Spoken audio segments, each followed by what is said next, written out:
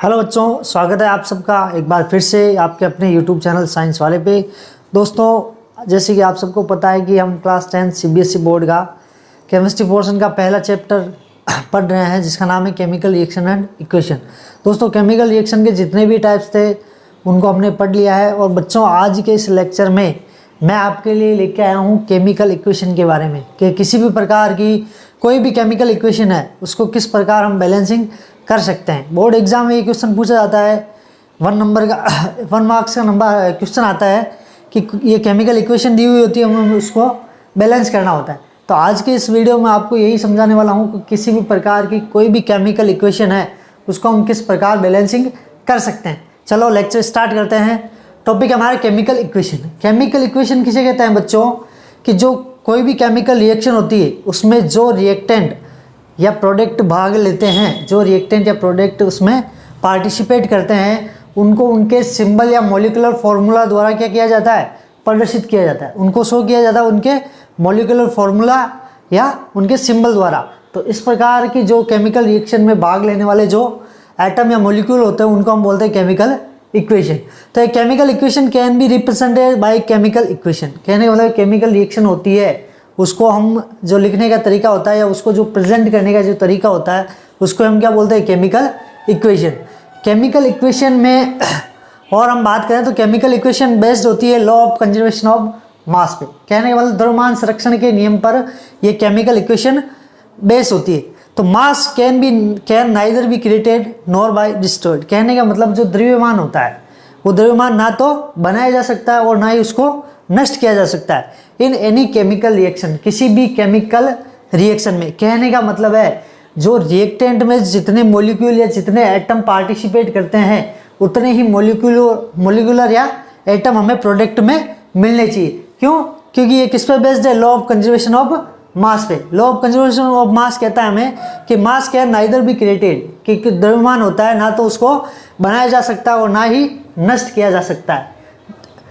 तो so number of element involve in chemical reaction should remain same reactant and product side. कहने का मतलब जो केमिकल रिएक्शन में जो रिएक्टेंट भाग लेते हैं या जो प्रोडक्ट बनते हैं उनके दोनों के जो एटम या नंबर होने चाहिए वो दोनों क्या होना चाहिए? सेम होने चाहिए। रिएक्टेंट साइड में भी सेम होना चाहिए और प्रोडक्ट साइड में भी सेम होना चाहिए। यदि रिएक्टेंट और प्रोडक्ट दोनों साइड में यदि एटम या मॉलिक्यूल सेम नहीं है तो वो केमिकल इक्वेशन क्या है? बैलेंस्ड नहीं है।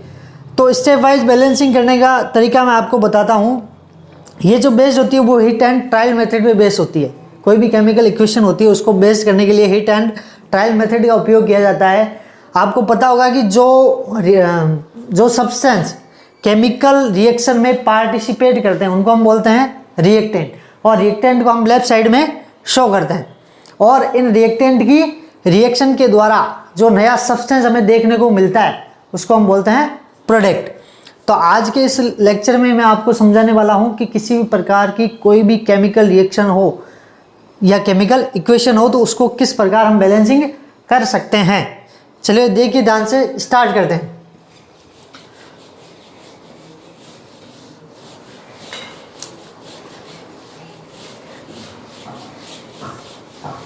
पहला जो एग्जांपल है बच्चों वो है हमारे पास Fe2O3 एल्यूमिनियम के साथ रिएक्ट करके क्या बना रहा है? Fe+Al2O3। अब हमें ध्यान रखना है लॉ ऑफ कंजर्वेशन ऑफ मास क्या कहता है कि जितने रिएक्टेंट में जितने एटम या जितने मॉलिक्यूल होते हैं उतने ही हमारे प्रोडक्ट में वापस हमें मिलने चाहिए। यदि इतने नहीं मिलते हैं तो जो केमिकल इक्वेशन है वो बैलेंस्ड नहीं है। तो ध्यान से देखिएगा, सबसे पहले हमें क्या करना है? केमिकल रिएक्शन में जो भी एटम या जो भी एलिमेंट भाग ले रहे हैं पहले उनका नाम लिखना है।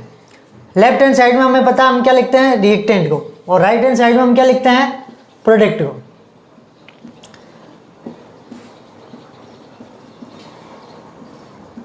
पहले उनके नाम लिखने हैं एटम या एलिमेंट के और फिर उनके नंबर लिखने।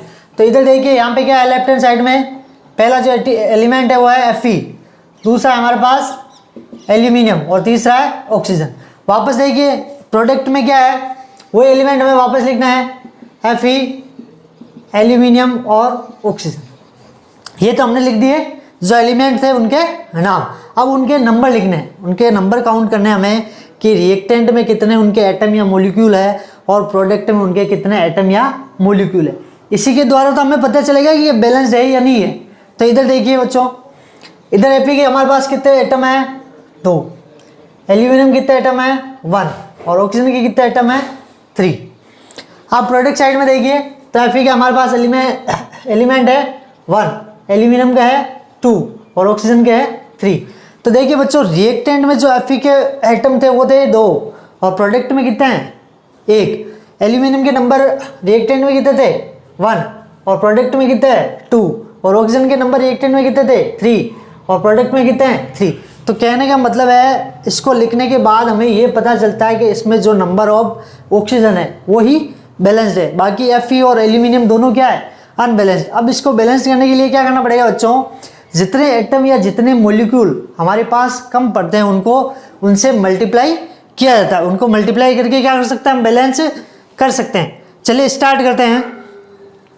इधर एफी के 2 मोल है हमारे पास, इधर एफी के कितने हैं 1 मोल। अब इसको 2 करने के लिए हमें क्या करना पड़ेगा, इसको 2 से मल्टीप्लाई करना पड़ेगा। जैसे ही यहाँ 2 से मल्टीप्लाई करेंगे, जैसे ही 2 से मल्टीप्लाई करेंगे तो एफी के मोल कितने हो जाएंगे हमारे पास 2 और रिएक्टेंट में एफी के मोल कितने हमारे पास 2। तो एफी तो क्या हो गया बैलेंस्ड। फिर बात करते हैं एल्यूमिनियम की। तो एल्यूमिनियम के जो एटम है वो रिएक्टेंट में कितने हैं 1 और प्रोडक्ट में कितने हैं 2। अब इसको 2 करने के लिए क्या करना पड़ेगा, वापस 2 से मल्टीप्लाई करना पड़ेगा। जैसे 2 से मल्टीप्लाई करेंगे तो एल्यूमिनियम के नंबर हमारे पास कितने हो जाएंगे यहाँ पे 2 और प्रोडक्ट में कितने एल्यूमिनियम के नंबर 2। अब बात करते हैं ऑक्सीजन की। तो ऑक्सीजन के रिएक्टेंट में कितने एटम है ऑक्सीजन के 3 और प्रोडक्ट में कितने हैं 3। तो कहने का मतलब है अब ये केमिकल जो रिएक्शन है ये बैलेंस्ड हो गई है। कैसे हो गई है, रिएक्टेंट में एफी के मोल हमारे पास कितने हैं 2 और प्रोडक्ट में कितने हैं 2। वो एल्यूमिनियम के नंबर कितने हैं हमारे पास 2 और इधर प्रोडक्ट में कितने हैं 2 और ऑक्सीजन के नंबर कितने हैं रिएक्टेंट में 3 और प्रोडक्ट में भी कितने हैं 3। तो इस प्रकार ये केमिकल, किसी भी प्रकार की कोई भी केमिकल इक्वेशन हो, इस तरीके के द्वारा हम क्या कर सकते हैं, उसको आसानी से बैलेंस कर सकते हैं। और इससे बोर्ड एग्जामिनेशन में हमारा जो 1 नंबर का क्वेश्चन आता है केमिकल इक्वेशन को लेकर, तो वो 1 नंबर हमारा क्या हो जाएगा बच्चों, पक्का हो जाएगा। अगला जो एग्जाम्पल है वो हमारे सामने KClO3, ये रिएक्शन करके हमें दे रहा है KCl+O2। तो क्या करना है, अभी बताया था मैंने कि रिएक्टेंट में जितने एटम है या जो एलिमेंट भाग ले रहे हैं उनको लिखना है, फिर उनके नंबर लिखना है। तो लेफ्ट हैंड साइड में हम क्या लिखते हैं रिएक्टेंट और राइट हैंड साइड में प्रोडक्ट। इधर भी कौन कौन भाग ले रहे हैं, पोटेशियम है, क्लोरीन है और ऑक्सीजन। रिएक्टेंट में कितने एटम है, पोटेशियम का 1 एटम है, क्लोरीन का 1 है, ऑक्सीजन के 3 है। और प्रोडक्ट में देखिए पोटेशियम का 1 है, क्लोरीन का 1 है और ऑक्सीजन के 2 है। अब पोटेशियम रिएक्टेंट में भी 1 है और जो प्रोडक्ट है उसमें भी 1 है, क्लोरीन रिएक्टेंट में भी 1 है और प्रोडक्ट में भी 1 है और ऑक्सीजन रिएक्टेंट में ऑक्सीजन कितना है 3 और प्रोडक्ट में कितना है 2। अब ऑक्सीजन को क्या करना है, यहाँ पे ऑक्सीजन जो अनबैलेंस्ड है उसको बैलेंस्ड करना है। अब देखिए बैलेंस करने के लिए क्या करना पड़ेगा, पोटेशियम के जो नंबर रिएक्टेंट में 1 है और प्रोडक्ट में भी 1 है, क्लोरीन के भी 1 है और ऑक्सीजन के प्रोडक्ट में भी क्लोरीन 1 है और ऑक्सीजन के नंबर है 3 रिएक्टेंट में और प्रोडक्ट में कितना है 2। अब इसको 3 करने के लिए क्या करना पड़ेगा, इसको 3 से मल्टीप्लाई करना पड़ेगा। जैसे ही 3 से मल्टीप्लाई करेंगे तो यहाँ पे ऑक्सीजन के मोल कितने हो जाएंगे 3 2 जा 6, ऑक्सीजन के नंबर कितने हो जाएंगे 6। अब इधर कितने हैं ऑक्सीजन के नंबर 2। अब इस इधर 6 करने के लिए क्या करना पड़ेगा बच्चों, हमें 2 से मल्टीप्लाई करना पड़ेगा। जब इसको हम 2 से मल्टीप्लाई करेंगे तो यहाँ पे जो पोटेशियम के मोल है वो भी कितने हो जाएंगे 2, क्लोरीन के कितने हो जाएंगे 2 और ऑक्सीजन कितने हो जाएंगे 3 2 जा 6। अब बात करते हैं प्रोडक्ट साइड में। भाई इधर तो बैलेंस हो गया, रिएक्टेंट साइड में तो प्रोडक्ट साइड में बैलेंस करने के लिए क्या करना पड़ेगा, वापस इसको इधर रिएक्टेंट में पोटेशियम के नंबर कितने हैं 2 और प्रोडक्ट में कितने हैं 1। अब इसको 2 करने के लिए क्या करना पड़ेगा, हमें 2 से मल्टीप्लाई करना पड़ेगा। जैसे ही 2 से मल्टीप्लाई करेंगे तो हमारे पास जो पोटेशियम है उसके एटम कितने हो जाएंगे 2, क्लोरीन के कितने हो जाएंगे 2 और ऑक्सीजन तो वैसे ही बैलेंस्ड है। अब देखिए रिएक्टेंट में पोटेशियम के नंबर कितने हैं 2, प्रोडक्ट में कितने हैं 2, क्लोरीन के कितने हैं 2 और प्रोडक्ट में 2। ऑक्सीजन के नंबर कितना रिएक्टेंट में 6 और प्रोडक्ट में 6। तो ये केमिकल इक्वेशन क्या हो गई, बैलेंस्ड हो गई। तीसरा एग्जाम्पल देखिए बच्चों, तीसरा जो एग्जाम्पल है वो आपके सामने है MnO2 प्लस HCl। ये रिएक्ट करके दे रहा हमें MnCl2 plus Cl2 plus H2O। क्या करना है, सबसे आसान तरीका मैंने बताया अभी आपको कि जितने एटम या जितने रिएक्टेंट भाग ले रहे हैं पहले उनके नंबर लिखना है, पहले उनका नाम लिखना है। तो इधर कौन कौन भाग ले रहा है पहले देखिए, मैग्नीज ले रहा है, हाइड्रोजन ले रहा है, क्लोरीन ले रहा है और ऑक्सीजन ले रहा है।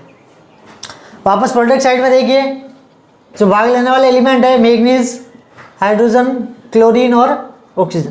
पहले इनके नाम लिख लिए, अब इनके नंबर लिखना है। तो मैग्नीज के नंबर कितना है रिएक्टेंट साइड में 1, हाइड्रोजन कितना है 1, क्लोरीन कितना है 1 और ऑक्सीजन कितना है 2। अब वापस आइए प्रोडक्ट साइड में, तो मैग्नीज के नंबर है यहाँ पे 1, क्लोरीन के हो गए 2 और 2 4 और हाइड्रोजन कितना है 2 और ऑक्सीजन कितना है 1। देखिए ये तो रिएक्शन है जो बिल्कुल ही क्या है अनबैलेंस्ड है। इधर मैग्नीज के नंबर आ रहे हैं 1, प्रोडक्ट साइड में भी 1, हाइड्रोजन यहाँ 1 आ रही है, यहाँ हाइड्रोजन 2 आ रहे हैं, क्लोरीन रिएक्टेंट साइड में 1 है और क्लोरीन प्रोडक्ट साइड में कितना है 4, ऑक्सीजन के नंबर रिएक्टेंट साइड में 2 है और प्रोडक्ट साइड में कितना है 1। अब इसको बैलेंस ही करने के लिए क्या करना पड़ेगा हमें, सबसे पहले हम बैलेंस करते हैं किसको, हाइड्रोजन को बैलेंस नहीं, क्लोरीन को बैलेंस करते हैं। क्लोरीन के नंबर कितने हैं प्रोडक्ट साइड में 4 है, भाई मैग्नीज का रिएक्टेंट में 1 है और प्रोडक्ट में भी 1 है। तो क्लोरीन को बैलेंस करने के लिए क्लोरीन जो प्रोडक्ट है उसमें क्लोरीन के एटम कितने हमारे पास 2 और 2 4 है और इधर क्लोरीन का एटम कितना है 1। अब इसको 4 करने के लिए क्या करना पड़ेगा हमें, 4 से मल्टीप्लाई करेंगे। 4 से मल्टीप्लाई करेंगे तो यहाँ पे जो हाइड्रोजन है इनके नंबर भी कितने हो जाएंगे 4 और क्लोरीन के भी कितने हो जाएंगे 4। अब भाई ये तो बैलेंस हो गई। अब इधर देखिए, इधर बैलेंस होने से यहाँ पे क्या हो गया अनबैलेंस्ड हो गया। यहाँ पे हाइड्रोजन का नंबर कितना है 2।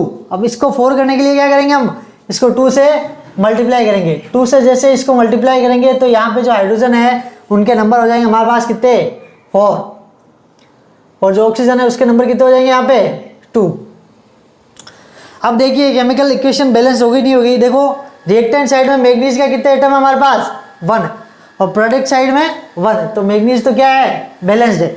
फिर बात करते हैं हाइड्रोजन की, तो हाइड्रोजन के रिएक्टेंट में कितने एटम आ रहे हैं 4 और प्रोडक्ट साइड में कितने आ रहे हैं 4, तो हाइड्रोजन भी क्या है बैलेंस्ड है।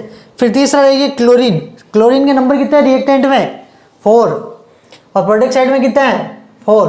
फिर बात करते हैं ऑक्सीजन की, तो ऑक्सीजन के नंबर कितने हैं रिएक्टेंट साइड में 2 और प्रोडक्ट साइड में 2। तो ये केमिकल रिएक्शन क्या हो गई बैलेंस्ड हो गई। अगला एग्जाम्पल देखिए बच्चों,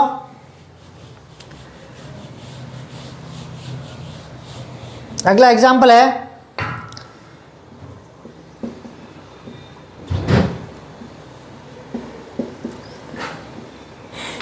अगली केमिकल इक्वेशन हमारे पास N2H2 गिव्स दे रही हमें NH3।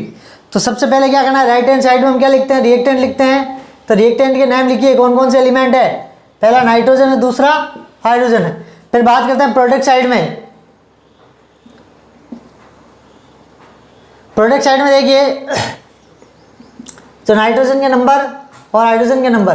तो यहाँ पे देखिए रिएक्टेंट में कितना है, नाइट्रोजन के नंबर 2 है और हाइड्रोजन के नंबर कितना है 2 और प्रोडक्ट साइड में देखिए नाइट्रोजन नंबर 1, हाइड्रोजन का नंबर है 3। अब बैलेंस करने के लिए पहले नाइट्रोजन को क्या करना है 2 करना है। इधर रिएक्टेंट में नाइट्रोजन के नंबर कितने हैं 2 और प्रोडक्ट साइड में कितने हैं, प्रोडक्ट साइड में 1। अब 2 करने के लिए क्या करना पड़ेगा, इसको 2 से मल्टीप्लाई करना पड़ेगा। जैसे इसको 2 से मल्टीप्लाई करेंगे तो यहाँ पे नाइट्रोजन के नंबर कितने हो जाएंगे बच्चों 2 और इस 2 से क्या होगा, ये हाइड्रोजन भी साथ भी क्या होगा मल्टीप्लाई होगा। तो 3 2 जा 6, जो हाइड्रोजन के नंबर है वहाँ यहाँ पे कितने हो जाएंगे 6।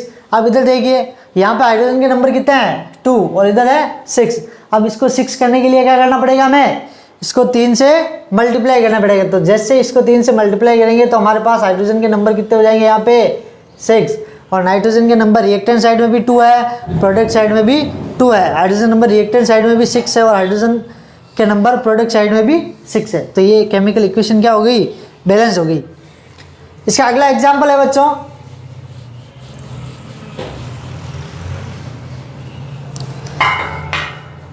अगला एग्जाम्पल है C3H8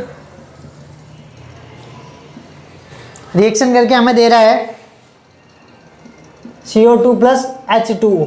तो सबसे पहले हमें क्या करना है, लेफ्ट हैंड साइड के जितने भी एटम हैं उनके नाम लिखना है। तो एटम कौन कौन से, कार्बन है, हाइड्रोजन है और ऑक्सीजन है। अब प्रोडक्ट साइड में देखना है कौन कौन से एटम भाग ले रहे हैं, कार्बन है, हाइड्रोजन है और ऑक्सीजन है। अब इनके नंबर लिखना है। तो रिएक्टेंट लेफ्ट हैंड साइड में कार्बन के नंबर कितने हैं हमारे पास 3, हाइड्रोजन कितने हैं 8, ऑक्सीजन के कितने हैं 2। अब प्रोडक्ट साइड में देखिए कार्बन के नंबर हमारे पास कितने हैं 1, हाइड्रोजन के नंबर कितने हैं 2 और ऑक्सीजन के नंबर कितने हो गए 2 और 1 3। अब इसको बैलेंसिंग करने के लिए सबसे पहले हमें क्या करना पड़ेगा, कार्बन के नंबर इधर 3 है, इधर कार्बन के नंबर क्या है 1। अब इसको 3 करने के लिए क्या करना पड़ेगा हमें 3 से मल्टीप्लाई। तो 3 से जैसे इसको मल्टीप्लाई करेंगे तो हमारे पास यहाँ पे कार्बन के नंबर कितने हो जाएंगे 3 और ऑक्सीजन के नंबर 3 2 जा 6, ऑक्सीजन के नंबर कितने हो जाएंगे यहाँ पे 6। अब कार्बन तो बैलेंस हो गया, कार्बन रिएक्टेंट साइड में भी 3 है और प्रोडक्ट साइड में भी क्या है 3। अब बात करते हैं हम हाइड्रोजन की। यहाँ पे हाइड्रोजन के नंबर आ रहे हैं हमारे पास कितने 8 एटम या 8 मोलिक्यूल आ रहे हैं और प्रोडक्ट साइड में कितने हैं 2। अब इसको 8 करने के लिए क्या करना पड़ेगा हमें, इसको 4 से मल्टीप्लाई करना पड़ेगा। जैसे ही 4 से मल्टीप्लाई करेंगे तो यहाँ पे जो हाइड्रोजन है, हाइड्रोजन के एटम यहाँ पे कितने हो जाएंगे हमारे पास 8 और ऑक्सीजन के नंबर भी कितने हो जाएंगे +4, क्योंकि ये जब मल्टीप्लाई होगा तो इससे भी होगा और इससे भी होगा। इससे होगा तो जो हाइड्रोजन है उसके नंबर कितने हो जाएंगे हमारे पास 8 और ऑक्सीजन के 4। तो टोटल ऑक्सीजन के नंबर हो गए हमारे पास कितने 10। कार्बन के नंबर कितने हैं प्रोडक्ट साइड में 3, हाइड्रोजन के नंबर कितने हैं 8। अब बात करें रिएक्टेंट साइड में, तो रिएक्टेंट साइड में कार्बन के नंबर है 3, हाइड्रोजन के नंबर है 8 और ऑक्सीजन के नंबर कितने हैं 2। अब इसको 10 करने के लिए क्या करना पड़ेगा हमें, इसको 5 से मल्टीप्लाई करना पड़ेगा। तो जैसे ही 5 से मल्टीप्लाई करेंगे तो यहाँ पे ऑक्सीजन के जो एटम है वो हमारे पास कितने हो जाएंगे 10 और प्रोडक्ट साइड में भी कितने हैं ऑक्सीजन के एटम 10। तो इस प्रकार ये केमिकल इक्वेशन क्या हो गई, बैलेंस हो गई। तो बच्चों 5 एग्जाम्पल मैंने आपको समझा दिए हैं, 2 एग्जाम्पल मैं आपको दे रहा हूँ होमवर्क के लिए, जिसको आपको कमेंट सेक्शन में उनके बैलेंसिंग करके उनको सेंड करना है। ध्यान से नोट कीजिएगा।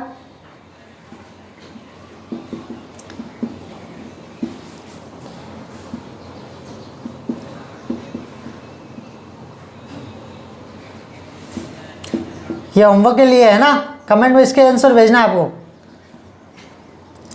दूसरा है आपके पास NaOH,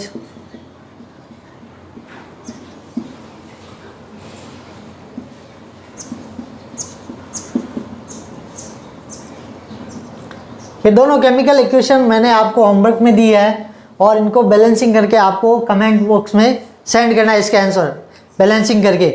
और एक चीज़ मैं आपको और बता दूं कि केमिकल इक्वेशन में जो भी कैटालाइसिस या जो भी उत्प्रेरक भाग लेते हैं उनको एरो के बेलो या एरो के हम बोल सकते हैं आप, इस एरो के जो साइन होता है इसको ऊपर लिख सकते हैं और जो भी प्रेशर हो चाहे टेम्परेचर हो इस एरो के ऊपर ही उनको लिखा जाता है। और केमिकल इक्वेशन को लिखने के साथ साथ उनको उनकी फिजिकल प्रॉपर्टीज़ के साथ भी शो किया जाता है। जैसे यदि कोई भी रिएक्टेंट भाग ले रहा है, यदि वो सॉलिड स्टेट में है तो उसको S के द्वारा शो किया जाता है, यदि लिक्विड स्टेट में है तो उसके लिए L से शो किया जाता है और यदि गैसेज स्टेट में है तो उसको G से डिनोट किया जाता है। और यदि जो रिएक्टेंट भाग ले रहा है उसका यदि एक्वस सॉल्यूशन हो तो उसको AQ के द्वारा शो किया जाता है। ठीक है, आज के वीडियो में इतना ही। नेक्स्ट वीडियो में हम मिलते हैं।